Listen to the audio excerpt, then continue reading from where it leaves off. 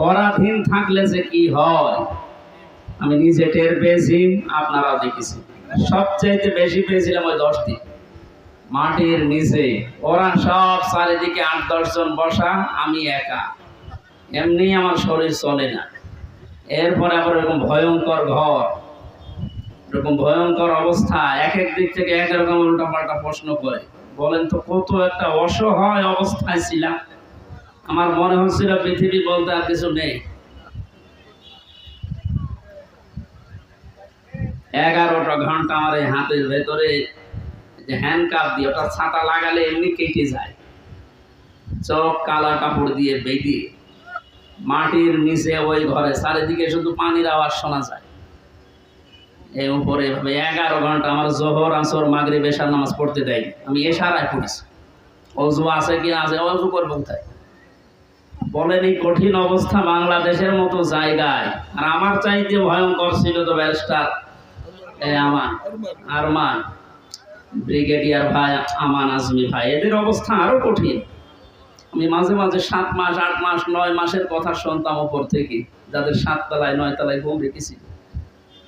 এই গম শব্দটা যদিও ছোট, এটা কত ভয়ঙ্কর জিনিস। আমি তো 7-8 মাস আমি জেলে আছি জানতাম, বাইরের মানুষও জানতো, আমার পরিবার।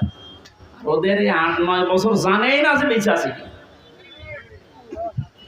আমারও গমের মতো রেখেছিল, কারণ আমার কোনো যোগাযোগ ছিল না, বিচ্ছিন্ন।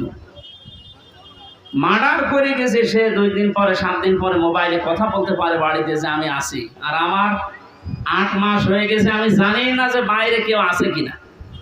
কারারক্ষীর কাছে একটু চিরকুট লিখে দিলে ওই যাবে, আসবে, তারপরের দিন তার ডিউটি পড়বে, বাড়িতে যাবে, বাড়ি থেকে সংবাদ আসবে, সে আসতে আসতে মনে হবে সংবাদ মাসি হয়েছে।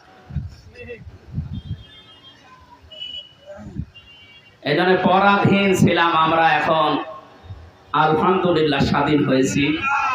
স্বাধীন হলে, বিজয় পেলে মানুষ কি করবে, আজকের তেলাওয়াতকৃত আয়াতগুলোতে আল্লাহ জানিয়েছে। আমরা কোরআন থেকে নিতে চাই নাকি? মা ক্বালা বিহি সাদাকা, যারা কোরআন দিয়ে কথা বলে, নবীজি বলেন এরা সত্য কথা বলে। এই জন্য আমরা সত্য কথা শুনতে চাই এবং বলতে চাই কোরআন দিয়ে। ওমান আসতাকু মিনাল্লাহি কিলা, আল্লাহর চাইতে সত্য কথা কেউ বলে? আর ওমান হাকামা বিহি আদালা, যারা কোরআন দিয়ে বিচার করে এরা ন্যায় বিচার করতে পারে। সত্যি যদি কোরআনের বিচার ব্যবস্থা কায়েম হয়ে যায়, জালেম সারাস এরা যদি এদের বিচার দুনিয়ায় পেয়ে যায়, এদের উপকার, আমাদের উপকার। কারণ জালেমের বিরুদ্ধে মামলা হামজার না, জালেমের বিরুদ্ধে মামলা কার? এটাকে আমি বানালাম। সূরা শূরা 25 নম্বর পারা, 6 নম্বর পৃষ্ঠা, 12 নম্বর লাইনে 42 নম্বর আয়াত। আল্লাহ পাক বলেন, ইন্নামাস সাবিলু আলাল্লাযীনা ইয়াযলিমুনান নাস ওয়া ইয়াবগুনা ফিল আরদি বিগাইরিল হক উলাইকা লাহুম আযাবুন আলীম। এটা তাফসীরে ফি জিলালিল কোরআন। আমি জেলখানায় থাকতে যে তাফসীরগুলো দেখতাম তার ভেতরে এটা একটা, ফি জিলালিল কোরআন। জালেমরা বাস্তবতায় যা দেখলাম, জালেমগুলো জানে না যে জেলখানায় বসে বসে সাইয়েদ কুতুব এই জিলালিল কোরআন তাফসীর লিখেছে। এইটা জেলখানায় চলতে দেয়, অথচ সাইয়েদ আবুল আলা মাওদুদী রহমাতুল্লাহ আলাইহির ফি জিলাকি তাফহিমুল কোরআন ঢুকতে দেয় না।